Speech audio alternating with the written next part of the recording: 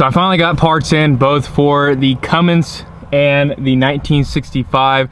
Today we're going to be working on the Cummins. It should be a quick little fix. We're also going to be installing the rear brake lines for the 65. But this product that we have for the Cummins, I think it was around $20. You can find a more expensive, but I just went with the cheaper one, somewhat cheaper one. It was kind of in the middle. This product, 20 bucks. I think it was $21.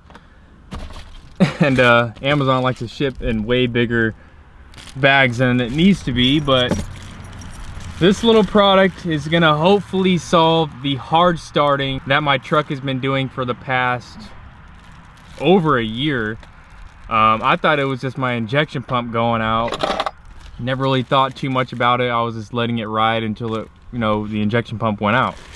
And about a month ago, maybe 3 weeks ago, I went over to the twins' house and we were kind of talking about it. I thought it was my injection pump. Maybe my injectors weren't firing. I'll go ahead and show you guys what my truck is doing before we go ahead and start the install. But I thought it was my injection pump or my couple injectors weren't firing right away. And then once the truck started up, it was running fine.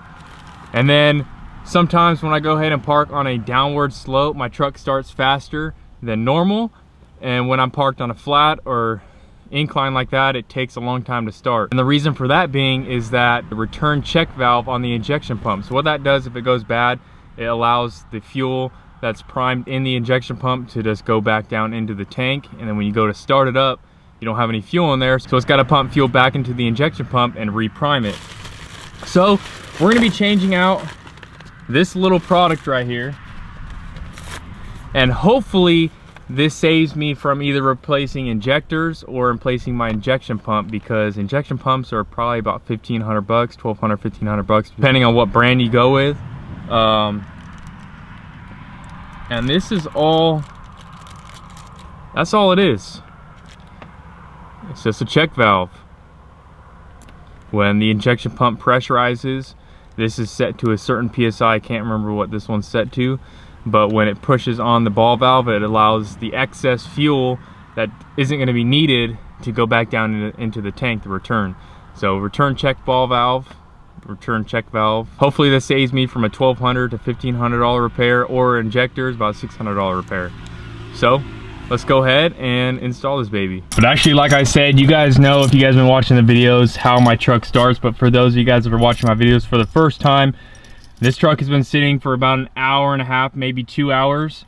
So this is what it does when it's been sitting for a while, and that injection pump just leaks all that fuel out of that check valve, that bad check valve, and it creates a hard start for my truck. So go ahead and listen. You'll hear it takes probably 5 seconds to start up, and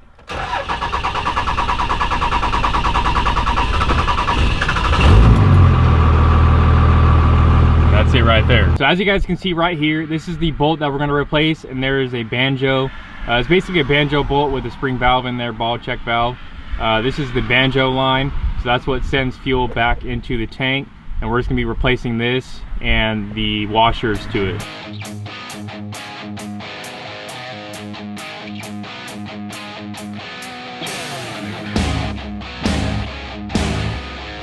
So that's super fast, super simple. This is the old one, and it's gonna be hard to tell, but if you look down in there, yeah, it's gonna be really tough.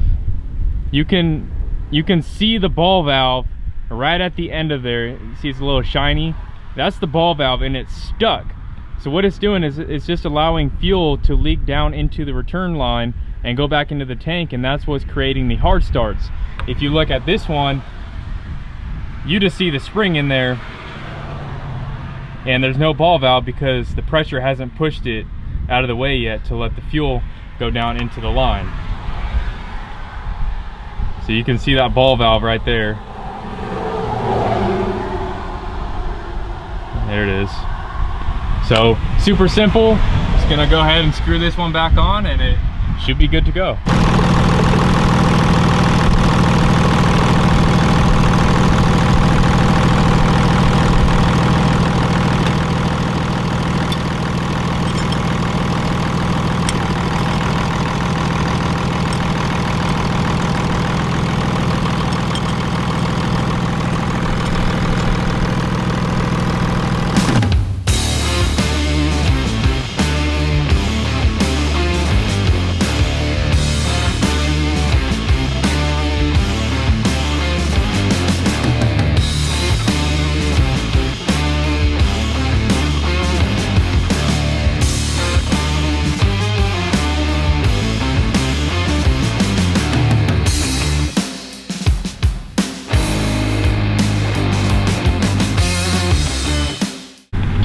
there is the new top brake line that goes down to the bottom, and then we got the bleeder valve right there. This side should be complete. Like I said in the last video, I may have to take this off and tighten down the axle nuts a little bit more, but other than that, this side is ready to be pressure washed and degreased, and then the tires get put back on. That side, if you guys missed last video, you guys really should be keeping up with videos. Come on, shouldn't have to explain this stuff. But if you guys did miss last video, we got this all ready to be taken out, and I couldn't get those axle nuts out. I'm gonna have to go buy a really big crescent wrench. I just frankly need a really big crescent wrench. I'm sure I could probably get it out with that.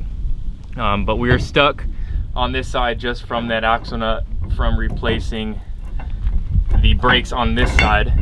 An update for you guys, I have some merch coming out. We got one design. I have it on a shirt and a sweatshirt. That release will probably be in a week and a half. I'm waiting for my samples to come in to see if it's good enough to put out for you guys. But I think the design looks really cool. I'm excited to share it with you guys. Just letting you know, probably a week and a half for that drop to come out. Stay tuned. But let's go ahead, hop in the Cummins and see if it starts up. Man, not cutting your grass for like 5 months is a lot of work, man. So I cut it earlier today. It took about 2 hours. I cut it, dethatched it, and then cut it again. And there was so much grass that I shot everything with a lawnmower to the middle. And then right now I just went ahead and raked everything into a row. It went all the way down, all the way to the end. I got 2 more piles over there. But let me tell you what, if you guys want some Dippin diesel hay, man, I've got about, with that, it's probably gonna be 1.5 more. So 2 right there. Man, I've already got 5. I'm gonna have like 7 bales, man. You guys want some Dippin diesel hay? And I got some, let me know. That's all for my grass, just in that one spot. And then obviously I didn't pick up all this, but man, it sucks not having a lawnmower. That lawnmower that I bought a couple months ago, yeah, it blew up. I never got around to fixing it, so I just sold it. So Caleb, Paradox, let me use his lawnmower. And my yard's looking good right now, man. I like having a fresh lawn. And this was all dead about a week ago, and then I seeded it, and you can see the grass is starting to grow. So I went ahead, bought some more of that seed, and then just seeded the whole yard just to get a little bit fuller. And after I dethatched it, took a lot of that thatch out, so it kind of thinned it out. But hopefully that seed will make it grow a little bit better. Anyway, like I said, if you guys want some Dippin diesel hay, let me know. I'm just joking. But it's been about an hour. I've been doing this, raking up for about 45 minutes now, and I was inside for about 15. So we'll go ahead and see if we can get this truck to start. We're gonna go ahead and see. I'm hoping that it did, because if not, it's either my injection pump, my lift pump, or my injectors.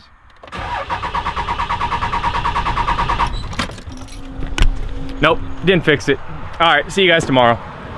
All right, guys, we're back at it early in the morning. I got a box full of parts, and I'm gonna show you what we're gonna be doing in the rest of today's video, and then what we're gonna be doing in next video. So right here is the main thing that we gotta get done today for this video, which is the water pump. Man, I found a 5-bolt water pump.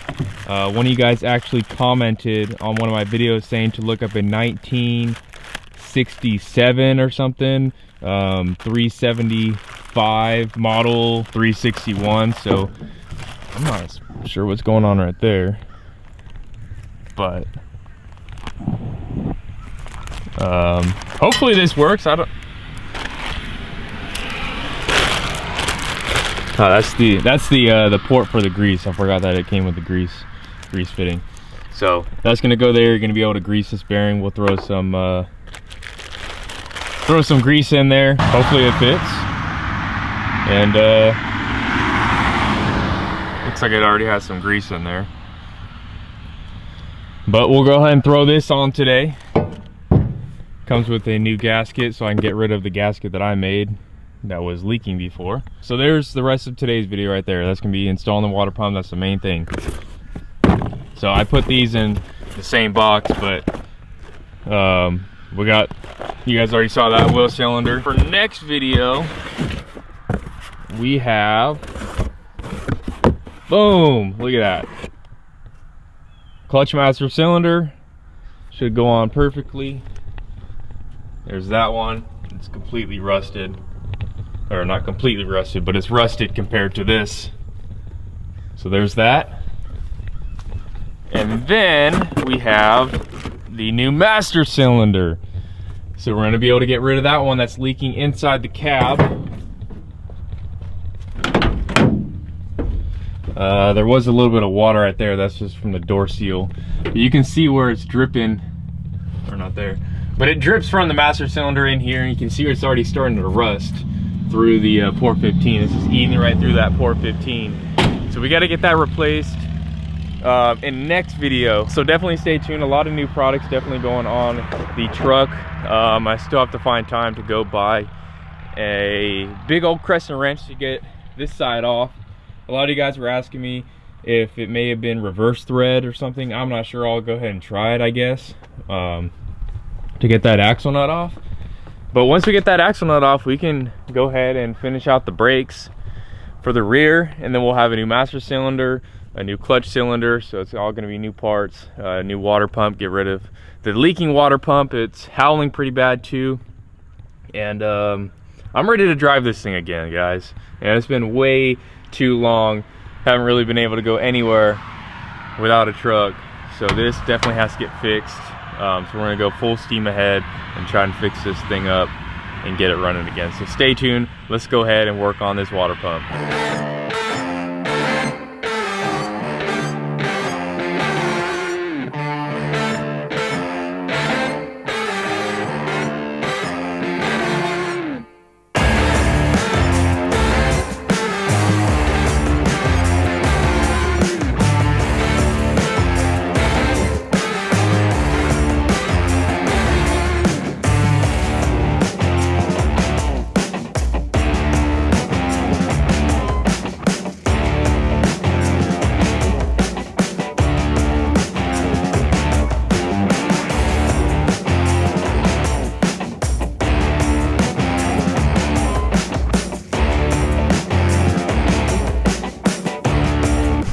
So here is the old water pump.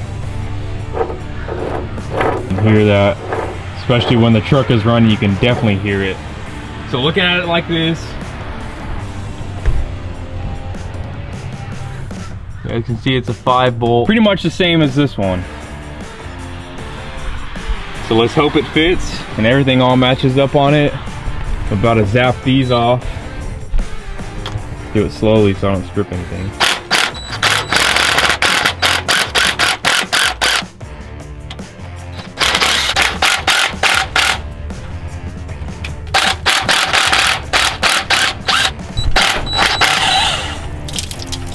There's a bunch of coolant.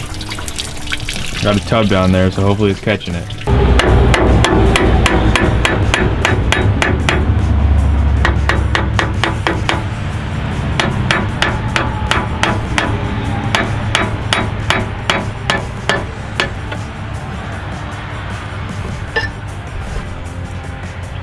There's the old water pump.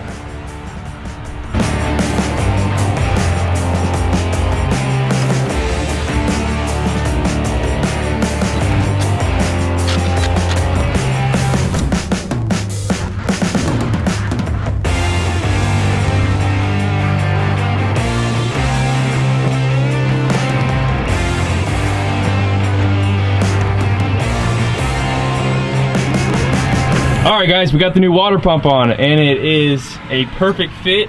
I appreciate the guy that mentioned to look at a 1967 Dodge something something with a 361. Perfect fit. These were really hard to find and I don't know if you'd like check the whole website for it, but I appreciate it. Got the new water pump.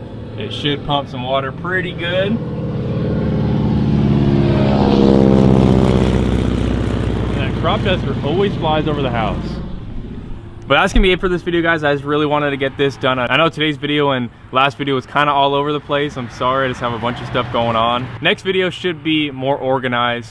We're gonna be doing the master cylinder, the clutch master cylinder, and the rest of the brakes. So stay tuned for that. Thank you guys for watching, and I'll see you in the next one. Dippin' Diesel out. And also, don't forget, merch drop in about a week and a half, maybe a week. Waiting on my samples, so stay tuned. So I just wanted to mention before I close this video out, that little check valve that I used for my Cummins to try to fix the hard start. Last night, you guys saw a clip of me trying to start it after it's been sitting for like an hour. I still tried to hard start. I'm not sure how it reacted today when my girlfriend went to work this morning. I'll have to ask her, but I'll update you guys in another video. If it's not that part, it's either my injection pump, one of my injectors or a couple of injectors, or my lift pump. So hopefully we can figure it out, just not today. And yeah.